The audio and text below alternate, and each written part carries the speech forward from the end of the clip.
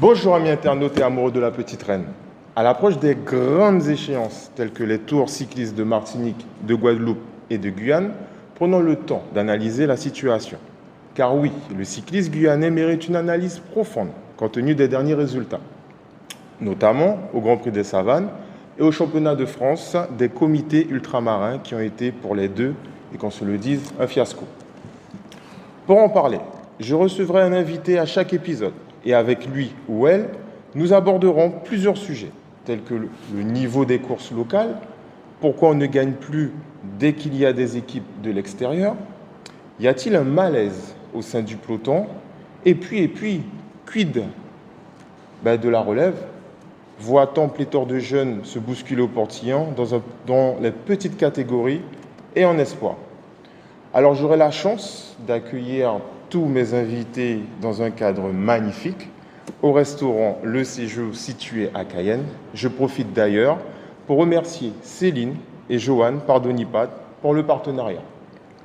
Pour ma part, je suis Keddy Hort et avec moi, vous irez au cœur du peloton. Et pour nous aider à y pénétrer au cœur de ce peloton, j'ai le plaisir d'accueillir Benjamin Bousquet du Vélo Club du Maroni, Belova S3T, surnommé la machine, je crois, de l'Ouest. C'est bien ça, Benjamin? C'est un surnom que Laurent, notre président, m'a donné, effectivement. D'accord, je garde. On salue Laurent aussi, hein, salut. Exactement. Voilà, donc j'ai été complet, Benjamin Bousquet, Vélo Club du Maroni toujours, il n'y a pas de souci. Alors comment tu te portes, Benjamin? Eh ben, un petit peu fatigué parce qu'on rentre du championnat des Outre-mer, comme tu l'as signalé, qui n'a pas été une réussite pour la Guyane, mais on va dire pour les autres comités non plus, à part la Guadeloupe qui a régné en maître chez elle. Ouais. Donc un petit peu fatigué, on va prendre le temps de se reposer pour attaquer les échéances qui arrivent. Mais on y reviendra de toute façon, ouais. On aura le temps d'en parler tranquillement. Exactement. Voilà. Ok, écoute, on va tout de suite rentrer dans le vif du sujet avec les présentations. C'est qui Benjamin Bousquet? Est-ce que tu peux te présenter? Il n'y a pas de souci. Hein. Écoute, j'ai 32 ans, je suis professeur de PS depuis 8 ans en Guyane, notamment à Mana, dans la belle commune de Mana, qui est proche de Saint-Laurent, et au collège Léoti. Je ne sais pas si tu connais un petit peu le... Ouais, un peu le secteur. Ouais. Il est situé dans le bourg de Mana, donc on a des élèves entre 11 et 14-15 ans qui passent ensuite au lycée derrière, et on fait le boulot avec une belle équipe, et ça se passe super bien. D'accord. Et donc la Guyane, tu n'y es pas originaire. Tu es arrivé en quelle année en Guyane? Je suis arrivé en 2017, fin 2017, pour la première rentrée que j'ai effectuée. Sinon, je viens de Bourgogne. Ah bon? Ouais. Bourgogne. La région du vin. D'accord. Quelle ville? De Nevers. Nevers, d'accord. Moi, je connais bien la Bourgogne. J'étais à Joigny, moi. Ok. Voilà, pendant plusieurs années. Dans Lyon. Voilà, dans Lyon, exactement. Bon, si, à côté d'Auxerre. Exactement. Voilà, impeccable. Ok, très bien. Donc originaire de la Bourgogne, tu es là depuis 2017. Amoureux de la Guyane, j'imagine? Exactement. Je ne connaissais pas avant de venir. Ouais. Et en fait, j'ai eu l'occasion d'avoir une première mutation ici. Il faut savoir que quand on est professeur, on a le choix entre plusieurs académies. Ok. La région parisienne, la région lilloise ou les dom-toms. Et je me suis dit pourquoi pas découvrir la Guyane, qui a l'air d'être jolie. Peu de personnes en parlent. Contrairement à ce qu'on peut penser, les gens ne nous recommandent pas forcément la Guyane, malgré qu'ils n'y soient jamais allés. Et bon, le plaisir de découvrir, de changer d'air un petit peu. Et je suis arrivé ici et bon, j'ai l'impression que je suis tombé amoureux de la Guyane. On aurait même dit que tu as un petit accent déjà à Guyane. On ne te l'a pas dit, tu parles le créole ou... Un petit peu, ouais. Tu comprends en tout cas, ça ouais, c'est sûr. Ouais. Et tu parles un petit peu. Ok. Exact.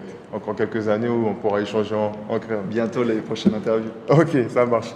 Ok, donc tu es là dans le cadre de effectivement la pratique du cyclisme, hein, puisque tu l'as dit, tu reviens aussi de sélection. Mais ce qu'on voudrait savoir aussi, c'est depuis quand en fait tu fais du cyclisme, depuis quand tu as adhéré à la pratique?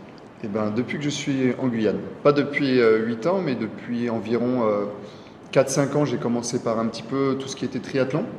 D'accord. Et ensuite, je me suis mis au cyclisme, vraiment la discipline reine, telle qu'elle il y a vraiment 4 ans. J'ai rencontré Laurent sur la route, le président du club, et j'avais envie de m'entraîner un petit peu avec le club. Je voyais les jeunes qui roulaient bien.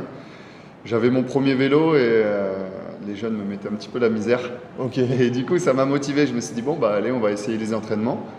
Et du coup, depuis vraiment 4 ans, je me suis mis sérieusement. Laurent a commencé à m'entraîner. Et après, je me suis fait accompagner par d'autres personnes. Excuse-moi, Laurent, appelé aussi Alexis Bunch. Hein, C'est vrai. ça. Ok, Il y en a parce qui que- l'appellent Alexis, d'autres Laurent. C'est vrai que Ok. moi, j'ai l'habitude de l'appeler Laurent. Donc, D'accord. Ok. c'est vrai Laurent que- Bunch, Alex. Moi, je l'appelle Alexis. Bon, il m'en voudra pas. Ok. Donc, notre président. ok. Donc Laurent, il est pour beaucoup alors dans cette histoire-là. Exactement, parce que je viens pas du tout de ce milieu. Ouais. J'ai commencé le sport en faisant un petit peu de tout, du judo, de la natation quand j'étais jeune.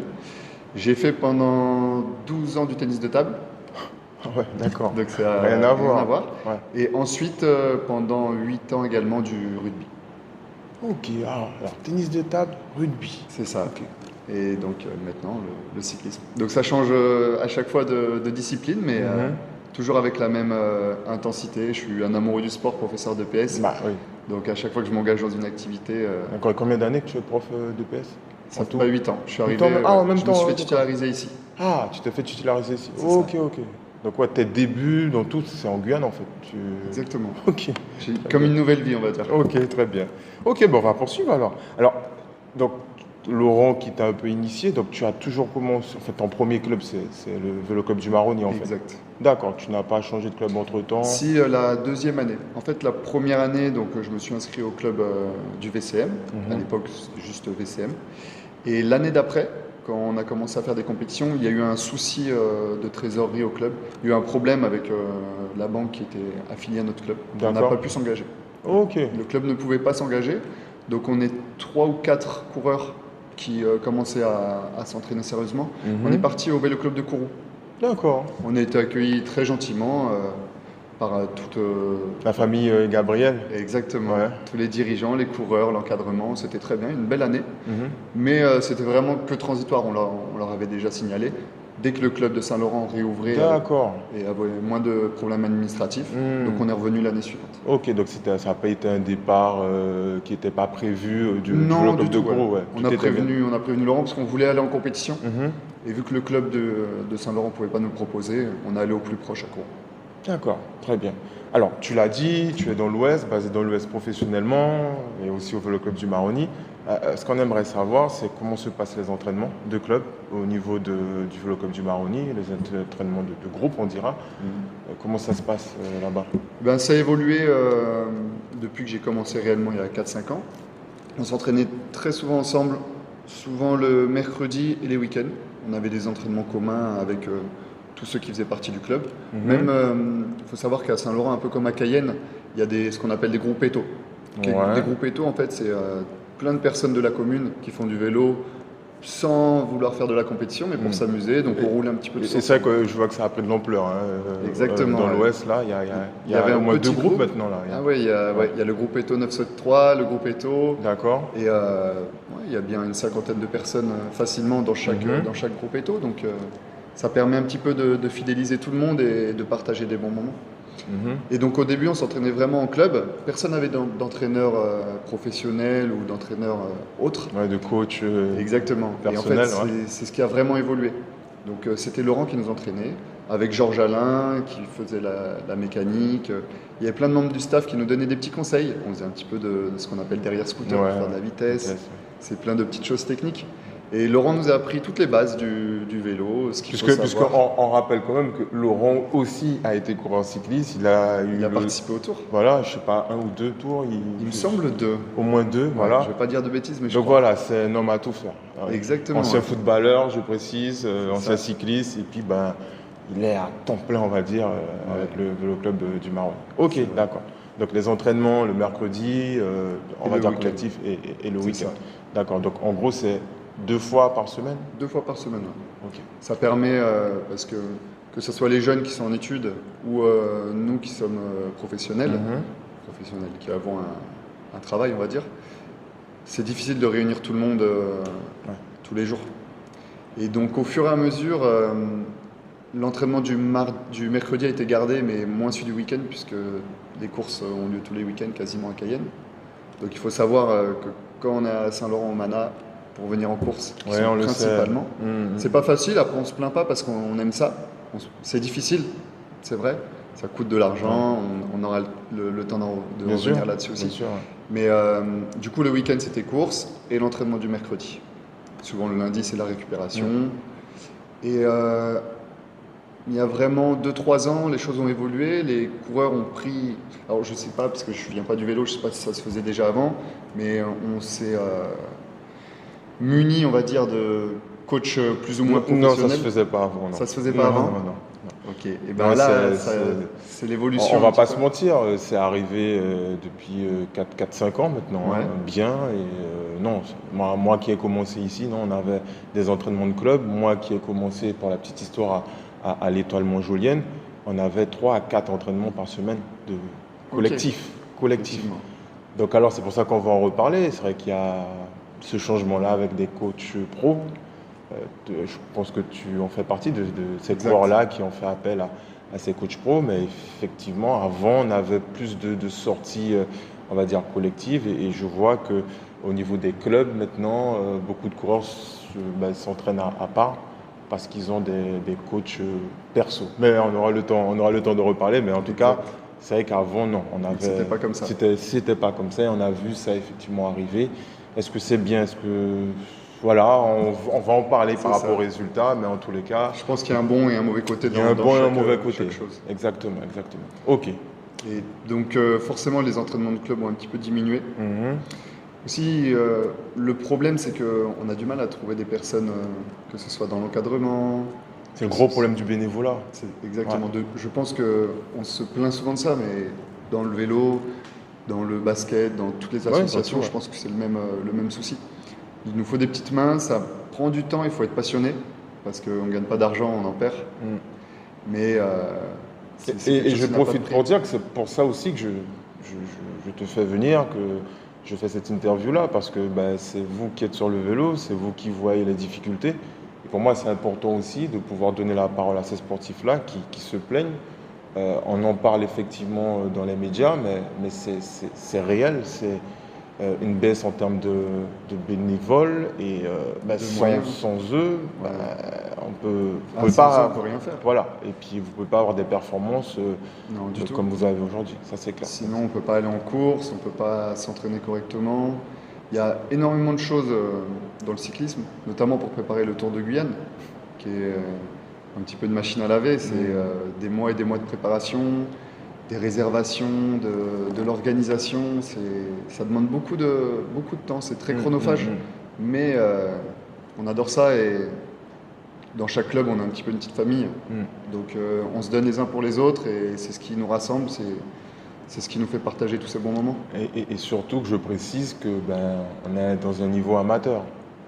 Donc vous faites tout ça par pur plaisir en fait. Exactement. Et donc c'est pour ça que si j'ai un petit mot à faire passer, c'est que les gens qui aiment le sport en général, et la petite reine, qui est très dur, un sport très dur, qui puissent aussi taper à la porte de ces clubs-là. Là, on est avec Benjamin Bousquet du Vélo Club du Maroni, donc je pense que dans l'Ouest, il y a du monde, il y a encore de la place pour pouvoir, je pense, adhérer à votre club. Alors, Benjamin, tu as parlé effectivement des entraînements avec les jeunes qui aussi c'était compliqué parce qu'ils avaient leur cursus scolaire. Exact. Alors, moi, ma question, puisqu'on le voit lors des courses, comment tu peux expliquer que le cyclisme dans l'Ouest n'attire pas autant de jeunes en fait? Par manque de structure, manque de personnes qui vont permettre ce développement. Parce que si on veut attirer des jeunes, il nous faut beaucoup de monde pour l'encadrement. On n'encadre pas un groupe de jeunes à l'entraînement comme on va encadrer des seniors, des adultes qui sont majeurs. Il nous faut de la sécurité, parce qu'on sait que les routes ne sont pas forcément très propices à la pratique. On a des routes, c'est très bien pour s'entraîner, mais c'est des nationales, donc ça va vite. On ne peut pas demander à des jeunes cyclistes entre 8 et 15 ans d'aller tout seul sur la route avec juste une voiture qui les suit. Mais toi qui es professeur de PS, on te connaît dans le bassin, là, surtout à Mana. Bien sûr. Ça suscite pas un engouement, le fait que Benjamin Bousquet, Tour de Guyane, on l'a vu à la télé aussi, des pancartes avec allez, Benjamin Bousquet, tout ça. Exact. Et il y a du monde, il y a des jeunes. Il y a du monde, il y a du potentiel en Du plus. potentiel, ouais. Mais c'est comme tout, il faut que tout se structure. Faut Mais ils prendre viennent le vers temps. toi, ces jeunes-là, te demander. Ils viennent vers moi, Ouais. mais le problème c'est que il leur faut un vélo souvent. Donc, ils ont des petits vélos, des petits BMX pour venir au collège, pour venir à l'école. Mais il faut du matériel quand on commence à s'entraîner. Il faut pouvoir venir à Saint-Laurent. Il faut que ceux de Saint-Laurent puissent se déplacer à Mana pour les entraînements. Donc on en revient toujours à la même chose. Ouais, Si on a une organisation, un encadrement très étoffé, on peut faire ça. Mais nous, on n'a encore pas d'école de cyclisme, malheureusement. C'est en projet, Ouais. mais ça prend du temps. Ça prend énormément de temps. Et dès qu'on aura, je pense, un petit peu plus de personnes dans notre encadrement, donc si on peut lancer un appel en même temps, comme tu viens de le faire, Ouais. toute personne qui est On est là pour ça aussi. volontaire et qui aime le vélo, qui ne connaît pas. Il y a aussi des personnes qui ont soif de découvrir et ça peut être une bonne expérience. Toute personne qui aime le sport, qui aime s'occuper des jeunes sont les bienvenus. Bah, je vous le souhaite et comme je l'ai dit, je le répète, c'est pour ça aussi qu'on fait ces interviews. Alors, tu peux nous parler rapidement de l'effectif du Vélo Club du Maroni. Donc, vous n'avez Ouais. pas de jeunes, petite catégorie, non? Non. Cadet? Non, on avait une féminine l'année dernière. Elle a fait une course, il me semble, mais elle n'a pas continué. Elle est toujours dans l'encadrement avec ses parents, D'accord. qui s'impliquent beaucoup. Mhm. Mais non, on a eu en fait une période avant que j'arrive avec Laurent qui avait beaucoup de jeunes, Nicolas Evenson, William Doxin, Daryl Ouais, Desmonnières. ouais. Et il s'est impliqué énormément de ce que me disent les coureurs. Il reste que Evenson là maintenant, donc. Exactement, Le plus fidèle, on va dire. c'est ça, il reste Evenson. Après, Daryl s'entraîne souvent avec nous à Saint-Laurent, parce qu'il habite là-bas et il travaille là-bas maintenant. Mhm. Mais c'est des purs produits de la formation saint-laurentaise. Et Ouais, oui. il faut croire que la formation était bonne, puisqu'ils Bien ont souvent sûr. des résultats. Bien sûr. Ouais. Mais actuellement, malheureusement, l'effectif est, on va dire, plus vieillissant que jeune. Ok, très bien. Bon, ben écoute, on va continuer aussi dans les questions. Vas-y, hein, tu peux boire, il n'y a pas de souci, on est entre nous. Alors, maintenant, on va parler de toi, de ton palmarès. Donc, si je me rappelle bien, Benjamin Bousquet, champion de Guyane en 2022. Exact. Ok, je suis bon. 2022, 9e du Tour de Guyane Exact. pour ton premier tour. Pour mon premier tour. Voilà. Il y avait une sélection de Guyane, mais tu as couru avec le Vélo Club du Maroni Oui. cette année. Donc, deuxième meilleur Guyanais dans les 10 Derrière premiers, Dylan. derrière Dylan qui a fini quatrième. Alors, palmarès, je crois que tu as gagné l'année dernière le Grand Prix Richard. Gabriel. C'est Richard Gabriel, Ouais, c'est c'est bien ça. Et puis cette année aussi. Non, je l'ai gagné il y a 2 ans, pardon. C'est il y a 2 ans, Ouais, hein. c'est Ça ça. a passé il y a 2 ans. Et cette année. Et puis cette année. Donc ça te fait 2. Et puis ben, la question que j'ai envie de te poser, c'est quoi pour toi ta plus belle victoire en fait? Puisque tu en as eu, j'ai donné sur les grandes lignes en fait. Ouais. Mais c'est quoi ta plus belle victoire? La plus. Si je dois en retenir, je pense que je vais en retenir 2. Celle du titre de champion en 2022, parce que c'était quasiment mon année de départ dans la compétition. Mhm. Et j'ai profité d'une opportunité. Je pense que j'étais loin d'être le favori. Ouais. Mais j'ai saisi mon opportunité. Une course de championnat, c'est très indécis. Il n'y a pas de favori, il n'y a pas de hiérarchie. C'est une course qui se court vraiment au mental, aux jambes. Et j'ai saisi l'opportunité. Donc elle était très belle pour ramener une première victoire dans l'Ouest. Et la deuxième, je pense que du coup, c'est avant le titre de champion. C'est ma première victoire. C'était la course du Vélo Club de Sinnamary, sponsorisé par le KFC, Mhm. où j'ai gagné avec 6 minutes d'avance. Ah, où sur, tu étais parti, la route de l'Est, là? route Ouais, de ouais, l'Est, c'est ça, ouais, sur ouais. Cacao. Et ben, je profitais aussi du fait que je commençais et que tous les cyclistes ne me connaissaient pas beaucoup. Et j'ai profité d'une opportunité pour partir à l'avant dès le début et on avait beaucoup d'avance. Mhm. Et dans les pentes, je me sentais à l'aise. Je me suis dit, allez, Je me rappelle. on tente. Ouais. Et au final, tout le monde s'est regardé et je gagne avec 6 minutes. Ça ne veut pas dire que j'étais beaucoup plus fort, mais c'est des faits de course. Mm. Et ce qui m'a ouvert les bras de la sélection. Les portes plutôt de la Ouais. sélection.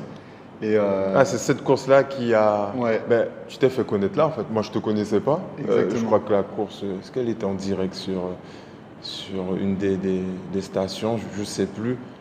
Et je crois que c'est là que je t'ai connu. Je dis, mais c'est qui lui? Je Je comprends. connaissais pas, on te connaissait pas. Et là, on s'est dit, attends, c'est soit il y a un problème, soit il est très fort. Soit derrière, il y a un problème, ou il y Ouais. a quelque chose, soit il est vraiment très fort. Et effectivement, tu as confirmé par la suite qui tu étais. Et effectivement, ouais, je me rappelle de Donc ouais, cette victoire. c'est les deux plus belles, on va dire. Ok, donc t'en as au moins deux. Mais très bien, je crois que en 4 ans de vélo, on va Ouais. dire, intense, avec beaucoup de sérieux, tu as pour moi déjà un très beau palmarès dans la discipline. Donc, avec tout ce que tu nous as dit, avec les difficultés de l'éloignement dans l'Ouest, les allers-retours, les week-ends, des fois revenir le dimanche, euh, on voit quand même que le Vélo Club du Maroni a remporté quand même pas mal de courses, et surtout des courses à l'étapes, puisque deux Exact. fois le Grand Prix Charles Gabriel. L'année dernière, c'était Ivenson Nicolas qui avait remporté le Grand Prix des Savanes. Ouais. Donc on voit que malgré les difficultés, malgré le fait que ça soit dur, on peut y arriver, Totalement. on peut faire de belles choses. Et ça, c'est un mot que je voudrais aussi lancer pour cette jeunesse-là aussi, qui a tendance aujourd'hui à abandonner très rapidement. Ben là, on a la preuve qu'un club qui est dans l'Ouest, qui a des difficultés en termes de déplacement sur les entraînements, puisqu'il a dit, ben, peut aussi euh, faire de ces difficultés-là une force pour pouvoir avoir des résultats. Et on le voit lors du Tour de Guyane, enfin, lors de quasiment toutes les courses étapes, vous êtes présent quand vous courez, bien sûr. On essaie. Donc, voilà. Alors, sans transition, on va parler maintenant de ta préparation, puisque tu es parti aussi avec quelques coureurs de la sélection de Guyane en France. Vous avez C'est ça. fait 2 semaines, c'est ça? C'est ça. 2 semaines, 12 jours exactement. Ouais. 12 jours exactement. Est-ce que tu peux nous parler un peu de cette préparation? Je crois que c'est la deuxième année, hein. C'est ça. L'année dernière et là, On cette organise année, le stage. que vous avez organisé ce stage-là. Est-ce que tu peux nous parler de ce stage-là et quel est le but, en fait, en finalité de ce stage-là? Alors, ce stage se passe en métropole vers Nîmes, dans la commune de Bagnols-sur-Cèze, Saint-Laurent-de-Carnol. Ça ne doit pas parler à beaucoup de monde, mais Pas trop loin de Montpellier. pas trop loin de Montpellier, voilà, Mhm. 1 heure, on va dire. Ouais. Donc déjà, le climat est plutôt favorable puisqu'il fait beau. Mhm. Et donc, on va dans la commune de notre coach, enfin, du coach que la sélection a pris. Tu Et, peux donner son nom, hein, Oui, il n'y a pas de aussi, souci, il s'appelle Cyril Ricci. Ok, Cyril Donc, Ricci, ouais. c'est un coach professionnel Mhm. qui fait du très bon travail. Et en fait, on a été mis en relation par Richard Will, le papa de Puisqu'on Dylan. on le dit aussi, c'est le coach de Dylan en même C'est temps. ça, Ok. exactement. Et en tant que coach de Dylan, il a accepté d'accueillir des éléments des coureurs de la sélection de Guyane pour découvrir un petit peu ce que c'était réellement des entraînements conçus pour des professionnels. D'accord. Ce que c'était réellement l'entraînement en fait. Et on est un petit peu tombé de haut sur le premier stage parce que ça demande énormément de rigueur. C'est très difficile. C'est des entraînements 2 fois par jour. Et le but en fait de ce stage, c'est de montrer à tous les coureurs de la sélection, donc qui ont déjà un petit niveau dans le cyclisme guyanais, quelles sont les exigences pour concurrencer tous les communes ultramarines, donc la Guadeloupe, la Martinique, qui ont déjà un petit peu d'avance sur nous, il faut le dire, et on le voit sur les résultats. Et en fait, ça nous ouvre les yeux sur le type d'entraînement qu'on doit réaliser, quel type d'exercice, comment se reposer, comment manger correctement, plein d'outils en fait qui sont mis à notre disposition pour progresser réellement. D'accord. Et donc ça fait 2 ans qu'on le fait avec différents coureurs. Et moi par exemple, j'ai continué le suivi avec ce coach, avec Cyril, D'accord. Qui est devenu ton coach qui est personnel. devenu mon coach Ok, personnel. ok. Exactement. Et en fait, grâce à ça, on a vraiment la base pour pouvoir progresser réellement.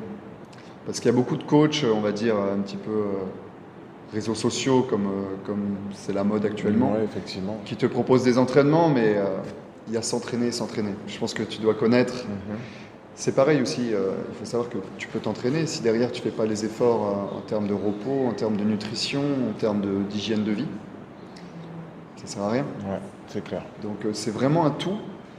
Pour pour tous les jeunes et moins jeunes qui souhaitent performer au niveau ou essayer de progresser réellement, c'est pas quelque chose qui est facile, c'est quelque chose qui est très dur et c'est pas rigolo en fait. Je pense qu'on aura le temps de revenir là-dessus. Ouais. Mais pour progresser, c'est pas une vie où on fait la fête, où on s'amuse. Il n'y a pas de secret. Exactement. C'est un sport qui est tellement exigeant, tellement dur. Et c'est vrai que j'ai eu le temps d'en parler à des jeunes qui pensent que on va s'entraîner dur des fois, mais on met notre vie privée aussi de côté où on ne fait pas attention au sommeil, à l'alimentation. Juste la petite parenthèse, hein, il y a des coureurs pétris de talent que tu vois sur les réseaux sociaux à minuit, 1h du matin.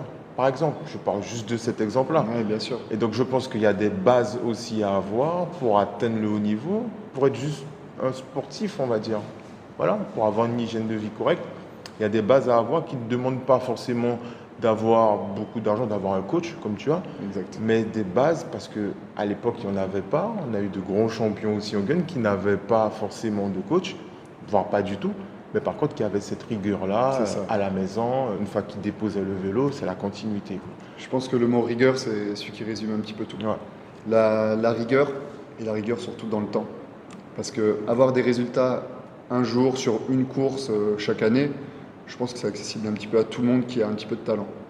Mais avoir des résultats sur la longueur, chaque année, gagner des courses par étapes, gagner des courses dans les Caraïbes, dans les Antilles, c'est quelque chose qui se construit sur le long terme. Ça ne peut pas être inné.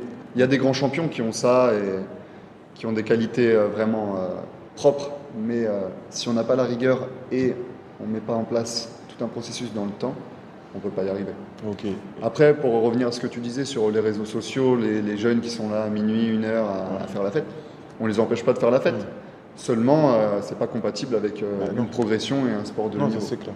Donc quand on décide de s'entraîner réellement, soit on fait les choses à 100%, même à 200%, mais si on veut réellement progresser, quand on est confronté à une concurrence vraiment rude, c'est 200%, c'est pas 50%. Parce qu'on sait que en dehors du vélo, si on fait plusieurs boulots un petit peu à 20%, 50%, oui. On fait tout, mais on fait tout mal. Donc autant faire une chose très bien, dans le temps, mais il faut la motivation, il faut la volonté. Et donc en fait, le stage aussi a brossé tout ça. Donc vous avez en fait appris de nouveau ce que c'était que s'entraîner correctement, manger correctement. C'est ça. Ok, d'accord. Donc pour certains, dont toi, ça a été une sorte de baffe ou... Oui, un petit peu quand même, parce que j'ai quand même cette hygiène de vie par rapport à mes différents sports et à mon hygiène de vie normale, mais ça demande vraiment beaucoup d'implication. C'est-à-dire que la nutrition doit être vraiment cadrée. Je prends mon exemple, là, mais si ça peut aider certaines personnes. Depuis maintenant 1 an, je pèse ce que je mange, je dors à heure fixe. Ça se voit. T'es pas le même que l'année dernière. Je t'ai dit ça lors de la fin d'une course. Je te dis ça va. Forcément, on s'affûte naturellement. Ouais. On mange des aliments sains, c'est-à-dire des légumes, des féculents, de la viande, du poisson. C'est des choses simples. Et ça, c'est ce que le coach aussi dispense. Exactement. Ah ouais, il dispense aussi. Il a une formation en nutrition. Ah ouais, d'accord. Donc il est complet. Totalement, ouais. Okay. Et c'est pour ça qu'on est très content d'avoir eu accès à ça. Et dormir tôt, dormir beaucoup, parce que sans sommeil, tu ne récupères pas. Si tu ne récupères pas, tu t'entraînes mal. Si tu t'entraînes mal, tu ne progresses pas. Donc c'est vraiment un tout. Et je pense que moi, j'ai pris une baffe, mais d'autres coureurs de la sélection en ont pris tout autant.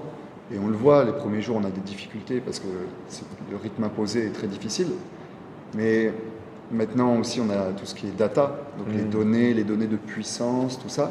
On voit qu'en 2 semaines de stage, on passe d'un niveau, on va dire, amateur à un niveau amateur plus. Juste en 2 semaines de stage, en étant focus vélo, nutrition, sommeil. D'accord. Donc, ça permet aussi de faire une petite transition sur le niveau des Antilles. Eux sont, on va dire, semi-professionnels ou voire professionnels pour certains. Donc, quand ils s'entraînent toute la journée, qu'ils peuvent récupérer, qu'ils ne travaillent pas, qu'ils ont accès à du matériel qui coûte très cher. On va pas se mentir, un vélo, c'est 7 000 9 000 euros, si ce n'est pas plus. Entre 7 000 et 10 000 euros. Ouais. Exactement, pour avoir un matériel de qualité. Ouais. Et sachant que les pièces coûtent très cher, ça s'use très vite. Donc, quand on a tout cet environnement qui est mis en place autour de nous, forcément, on progresse plus. Et le niveau est en train un petit peu de s'écarter entre la Guyane et les Antilles, puisque eux ont accès à ça. Nous, on ne l'a pas encore mis en place. Il y a encore temps, il y a encore beaucoup de choses à faire et on peut toujours rattraper l'écart qu'il y a, mais on l'a vu au championnat. Ben, justement, tu fais bien en parler, on va tout de suite mettre les pieds dans le plat Donc, ça fait mal. avec le championnat des comités ultramarins, le championnat de France des comités ultramarins, pour être complet. Alors, tu as parlé du stage, donc le but du stage aussi, c'était qu'on ait une sélection, ou du moins les 4 coureurs, puisque vous étiez 4. Exact. Alors, ce que j'ai pas bien compris, tu me diras, vous êtes parti à 4 en prépa en France, mais c'est pas forcément les mêmes qu'on a revus au championnat de De- France des comités d'outre-mer. Il manquait juste Nicolas Ivenson, Ouais, qui malheureusement n'a pas pu se libérer puisqu'il vient de devenir pompier professionnel. oui. En termes d'emploi du temps, c'est encore difficile à gérer de prendre des congés alors qu'on vient d'intégrer un Ouais, ça, poste je comprends, ouais. à responsabilité. Mais sinon, les 4 étaient là. Le but était de préparer ces championnats de France, mais l'objectif principal était de préparer le Tour de la Martinique. D'accord. Ok, Parce donc qu'il y a- c'était pas forcément une priorité pour le comité. Une priorité, mais on connaît quand même le niveau du championnat, sachant que la Guadeloupe accueillait le championnat, donc elle avait le droit à 2 équipes. 16 coureurs sur une course, au départ on était à 43 ou Ouais, 44. une quarantaine, ouais. On va dire que c'est la moitié du peloton qui était guadeloupéen. On savait que ça allait être compliqué. Sachant que Dylan, qui n'est plus sélectionnable parce qu'il fait partie d'un club de Guadeloupe et qui est de loin le meilleur cycliste guyanais, de très loin. Non, on va même dire anti-guyanais quand Exactement, quand il est en forme, ouais. C'est lui qui a quand même fait le meilleur résultat L'année dernière, Tour de ouais. Guadeloupe. Une très belle Quatrième. Ouais. 4e place, c'est ça. Devant le champion actuel ultramarin, Damien Hircel. Donc c'était quand même un objectif, pas prioritaire, mais l'objectif prioritaire est Le Tour cycliste de la Martinique. D'accord. Donc c'est vrai que on n'a pas trop bien compris. Alors la prépa, c'est 4 garçons qui partent.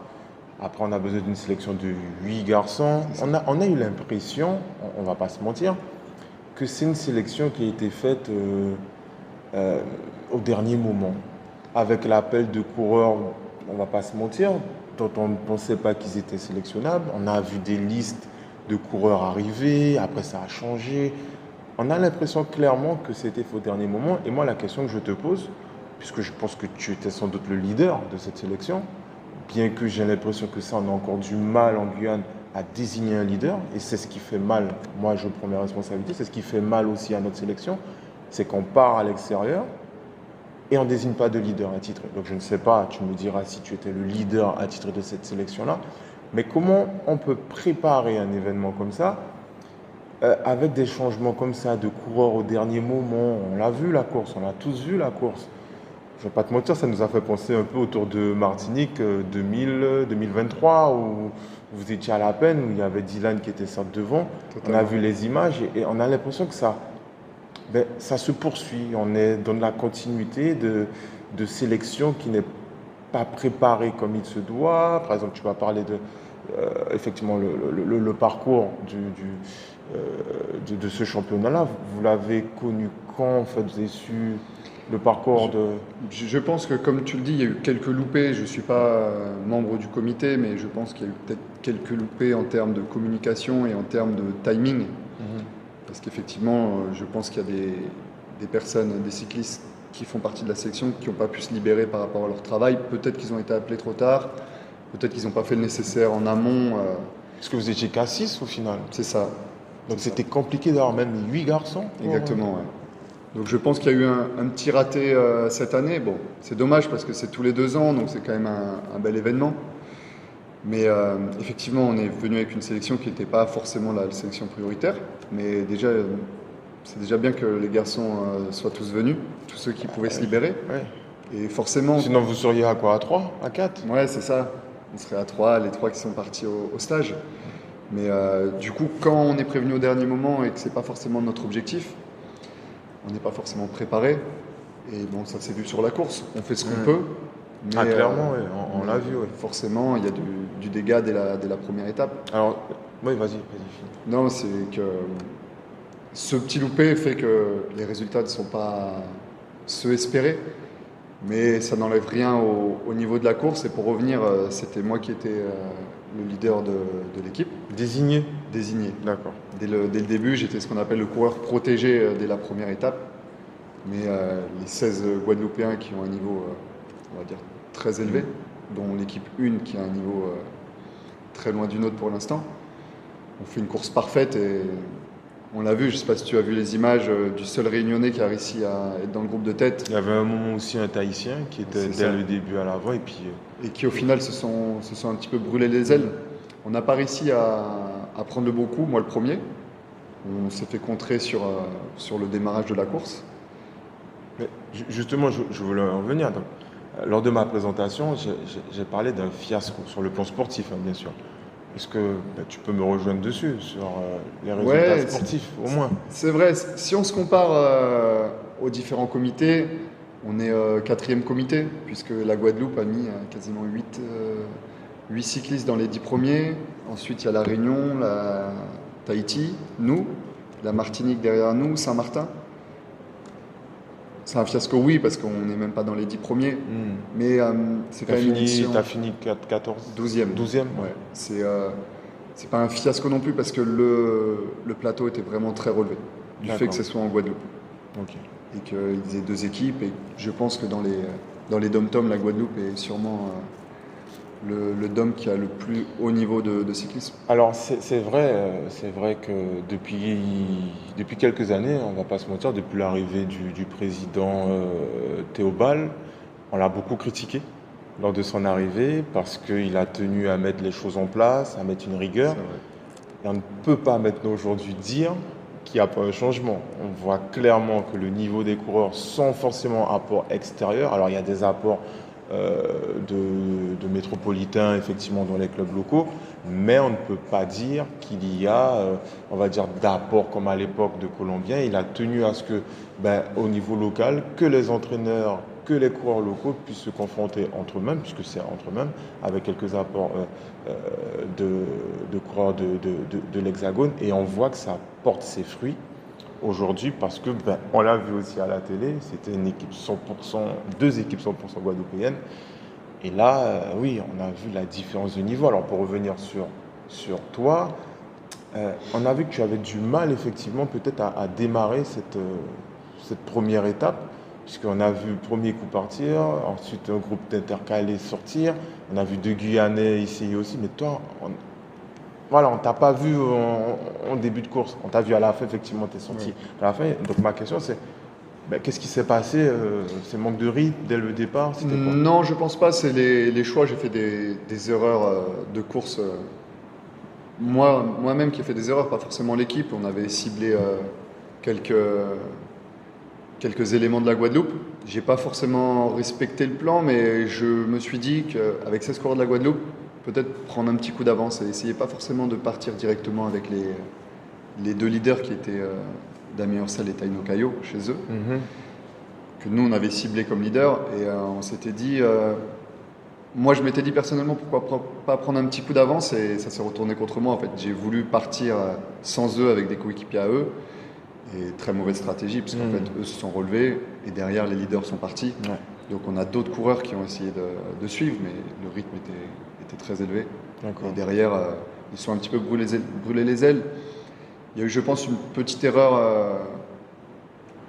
de la sélection de la Réunion qui aurait potentiellement dû rouler avec nous, parce que un coureur Vous avez roulé aussi, puisque Ouais, la sélection de la Martinique, a enfin, roulé énormément. le- La majorité c'est ce qu'ils disaient. Alors, ils n'ont pas donné effectivement de détails, mais ils ont dit qu'ils étaient les seuls à rouler. Ils attendaient aussi d'autres sélections Exactement. qui veuillent. Donc, vous avez roulé aussi. On a avec- roulé aussi au Ok. début pour essayer de limiter la casse d'entrée.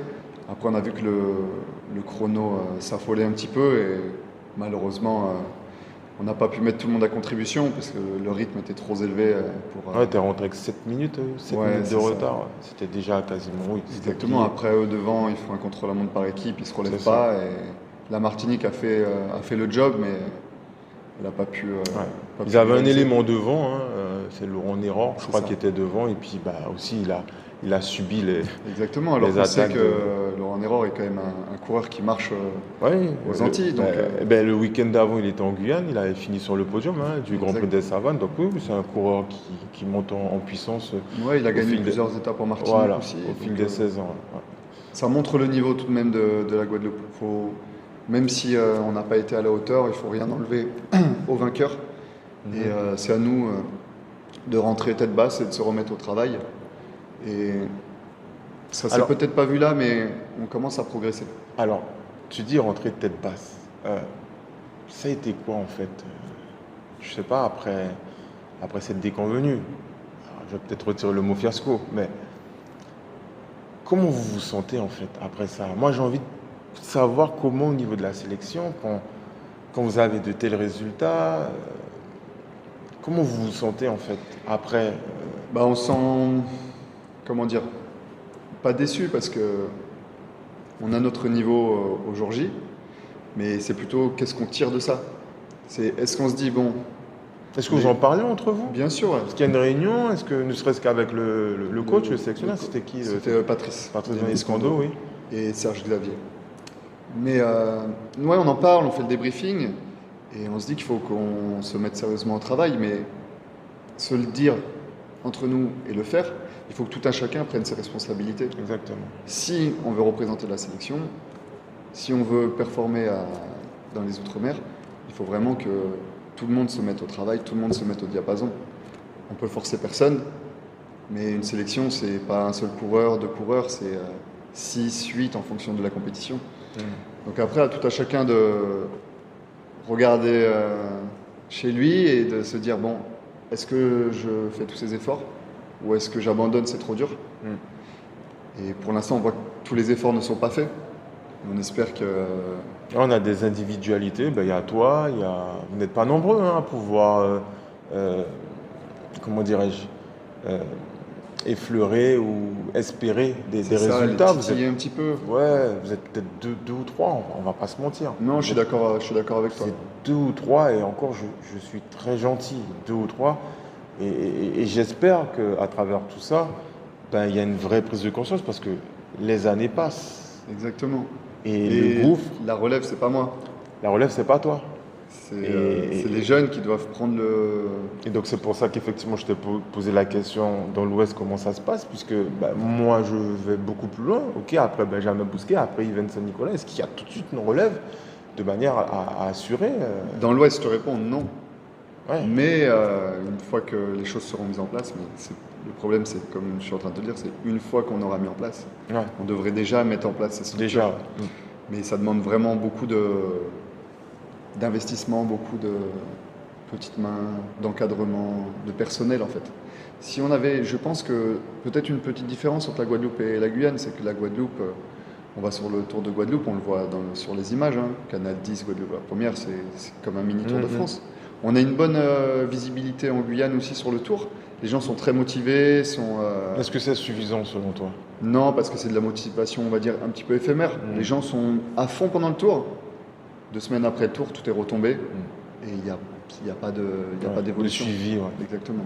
C'est aussi pour ça que tu es là, C'est ça, pour qu'on hein. puisse apprendre un peu plus sur les coureurs, hein, rentrer au cœur du peloton, de manière à ce que tu puisses nous livrer, toi, tes impressions de l'intérieur, à titre aussi personnel, de ce qui manque, de ce qui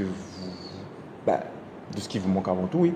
Et puis de vos attentes par rapport à une progression, on va dire, une progression de manière à aller à l'extérieur, se confronter à l'extérieur avec un autre niveau, Ouais. puisque à chaque fois qu'on part à l'extérieur, c'est pas en notre faveur non plus, on a des On le résultats voit, hein. qui On va sont pas se mentir, à part Dylan quand il faisait partie de la sélection, qui arrivait à faire Voilà.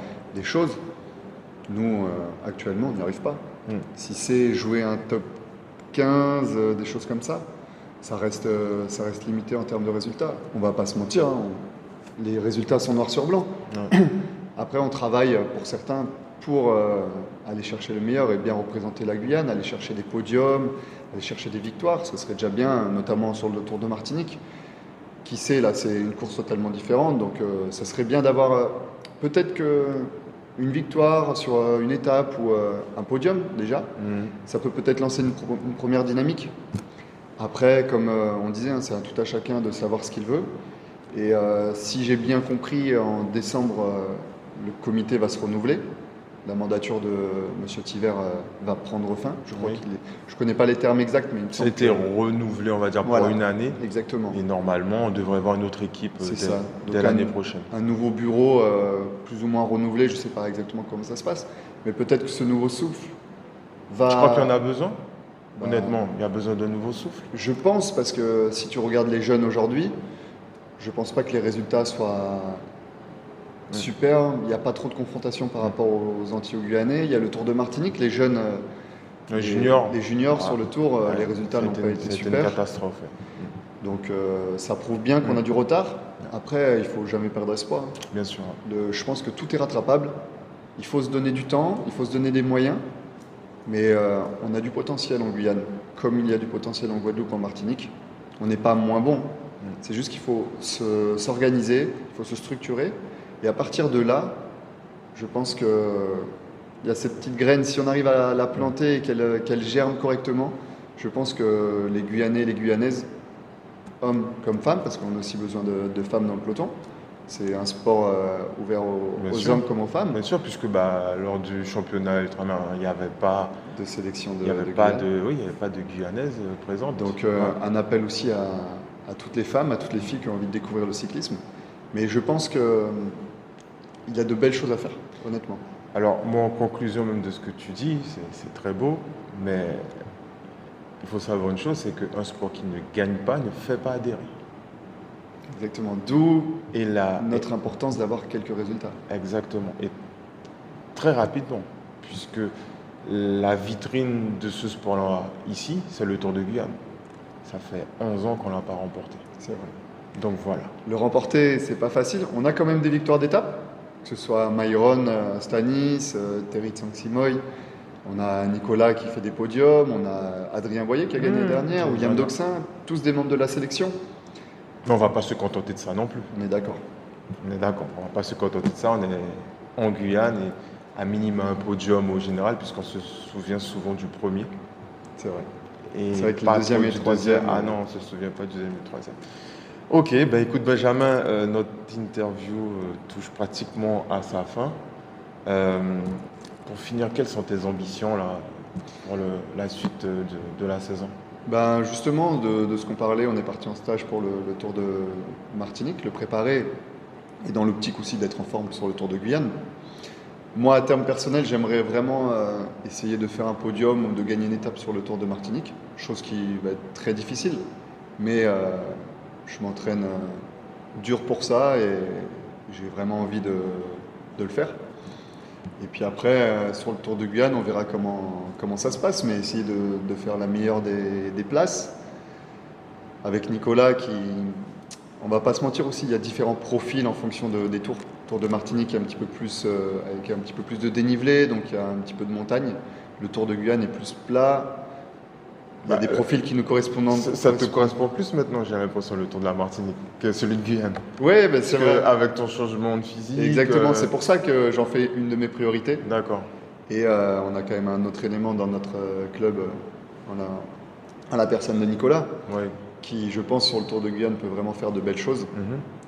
Et c'est pareil, ça demande un investissement de sa part énorme. Il a aussi beaucoup de choses à gérer dans sa vie familiale. Ouais. Bon, Faut c'est- pas l'écarter, ça. Exactement. effectivement, Et ça, c'est pas facile tous les jours. Ouais.